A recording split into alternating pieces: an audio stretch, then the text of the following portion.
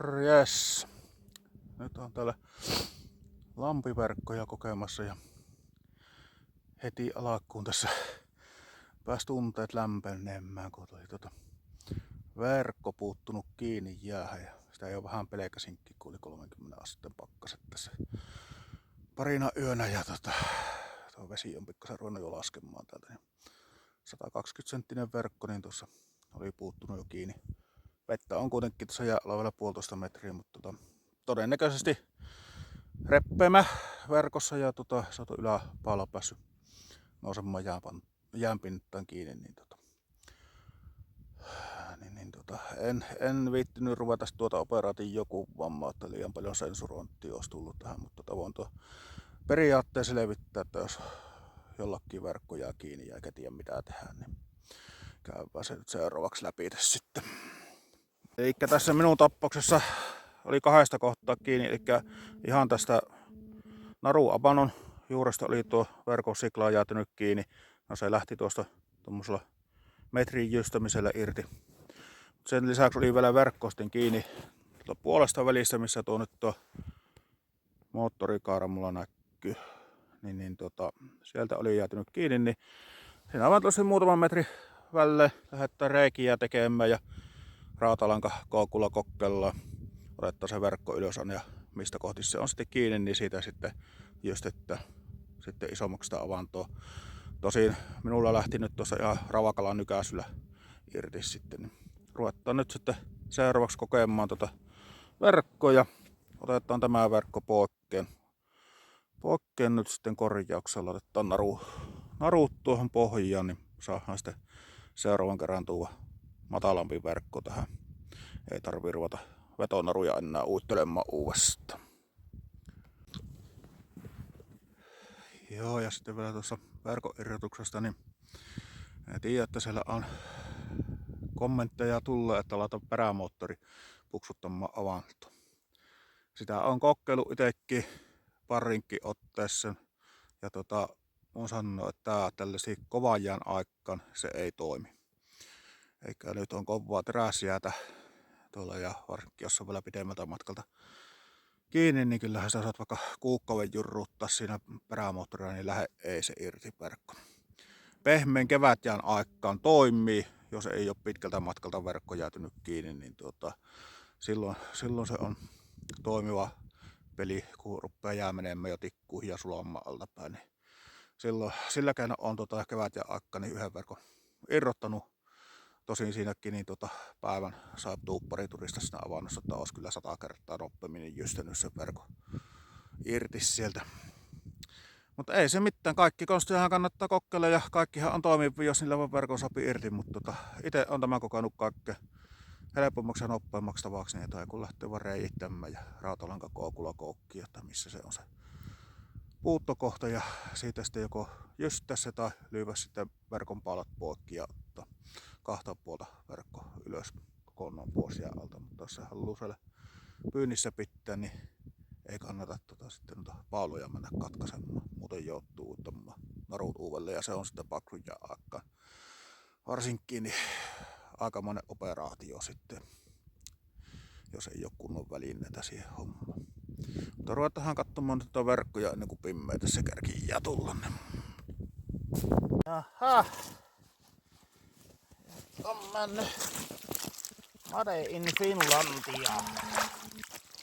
On jo henkensä kerennyt matikkaa heittämään, mutta ei tämä nyt ehkä vielä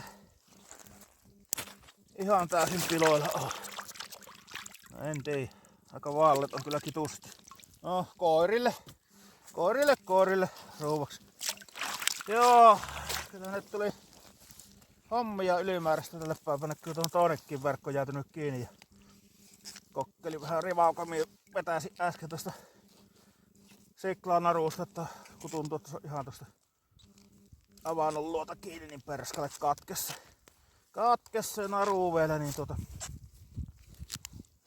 nyt sitten irrotellaan verkkoja tänä päivänä. No, tämmöistä välillä sattuu.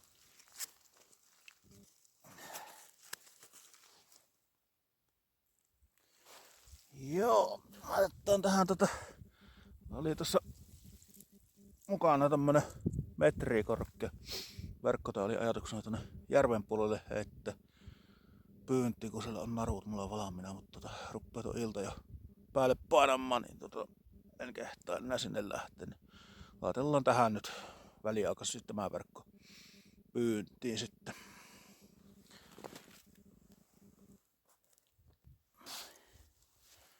Joo, sinne se pikkuhiljaa soli jo.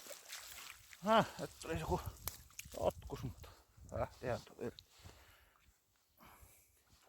Se on tässä laskuvaiheessa kyllä katsottava. Tein noita jääkönttiä lähde tuonne verkon mukaan, että se on näin matalassa pyytäessä, niin se tuo jääkönttä kiinni voi nostaa sitä sen verkon jään pintaan kiinni. Et tosiaan tässä ei joku 1,5 metriä nyt tällä hetkellä vettä jää alla. Niin varsin matala on tähän semmonen 80 senttiä korkea riimunverkot tekkeellä. Olisi tarkoitus madetta yrittää nyt tänä talvena täältä pyytää. Että vaikka mä nyt lammesta puhun, niin tämä oikeastaan varsinainen lampi on, että tämähän on tuohon järveen tuommoisen pienen 200 metriä pitkän puron kautta yhteydessä. Että tässä voisi paremminkin sanoa, että tämmönen järven pohjukka. Mutta tätä lampinimeä on saanut sitten kuitenkin. Niin sinällään tässä niinku kallaa ja kalan vaihtuvuutta riittää. Tästä niinku purroa pitkin päässä järvestä nousemaan ja täältä menemään sinnekin päin kallaan. Sen takia täällä on aika monipuolinen tämä kalastokin. On lahnasta kyllä lähteen kaikkea, haukkea, matikkaa.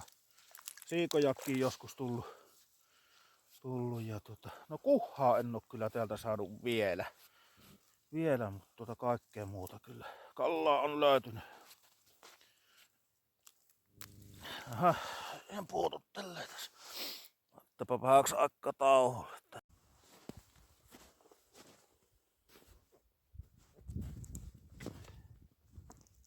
Jaha. Katsotaan sitten mistä se on tämä seuraava verkko jäätynyt kiinni. Kella ensin tästä naruavannosta, että miten se tuntuu tiukalla olevan.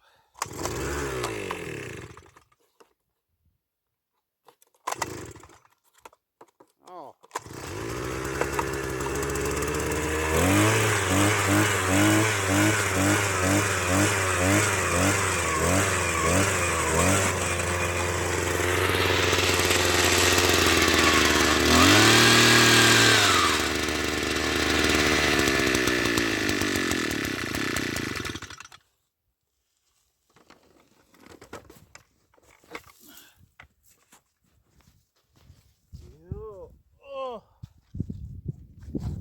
Taas miten se on puuttunut tivakka.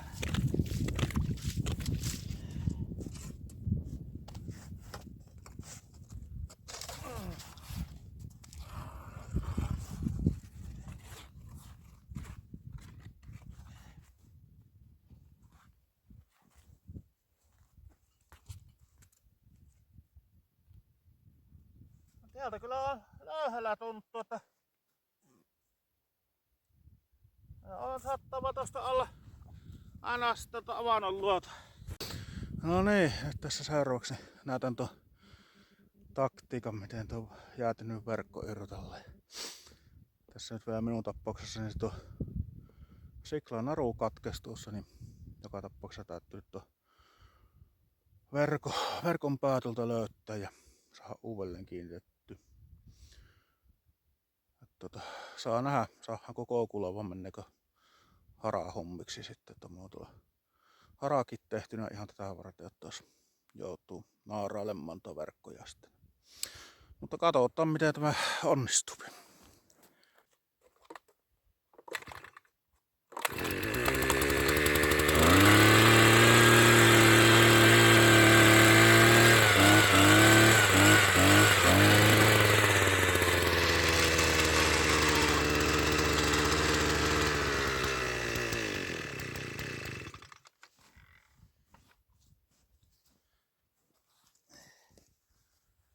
Elikkäs ensimmäisen avannon tein tähän reilun 5 metrin päähän tuosta kokuavannosta ja katsotaan löydättekö verkkoa nyt sitten koukulaa tästä ja sitten että mistä pääse on kiinni.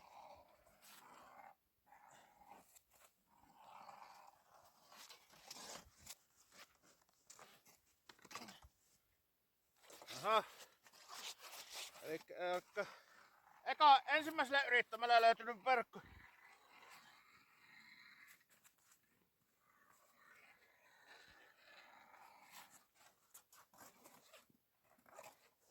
Elikkäs ei puuttunut verkko koukkuun, niin se on todennäköisempää, että se on ihan tuosta avannon luota jäätynyt kiinni. Tehdään siihen seuraava reikä. Tässä ihan tähän metrin päähän reikä, että se on tuosta ottanut jäähän kiinni sitten.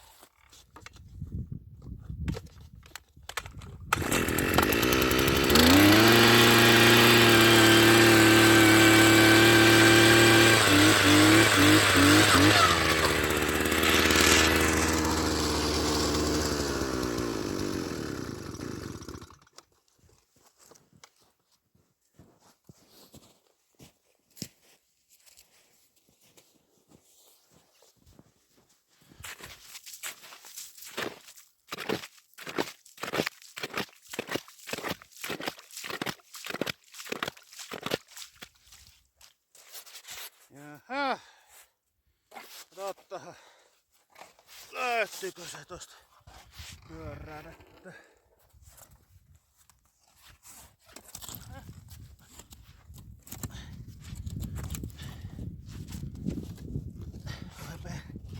Ei sovi totta koukku. Oli kiinni tossa, mutta otti tämä koukku järreen onnan kiinni, niin suoristui. Otetaan uudestaan. Uusi yritys.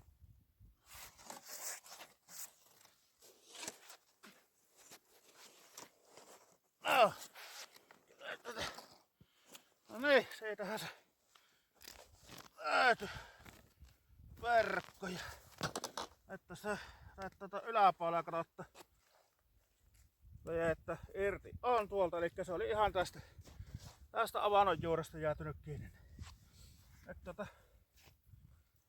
tämä niin pistetään narruun kiinni tuosta ja kookattaa sitten tänne avantoon kookulle. Ja tuosta vanha verkon paalla mulla on mukana, niin tähän kiinni nyt verkkoja. Ja tämä oli nyt varsin helppo tappos, tämmönen kun on ihan puuttunut tästä avannon luota kiinni. Pistetään palloa tuonne puolesta avantoja. Viereisestä avannosta otetaan sitten koukula verkko ylös ja ruvetaan kokemishommiin.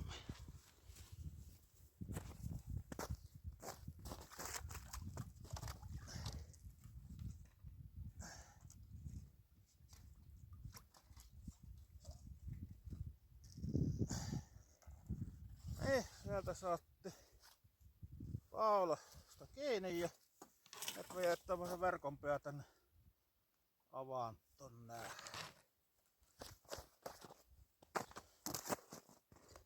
Sitten napsatettu tuo paula poikki tuosta ylimääräiset pois.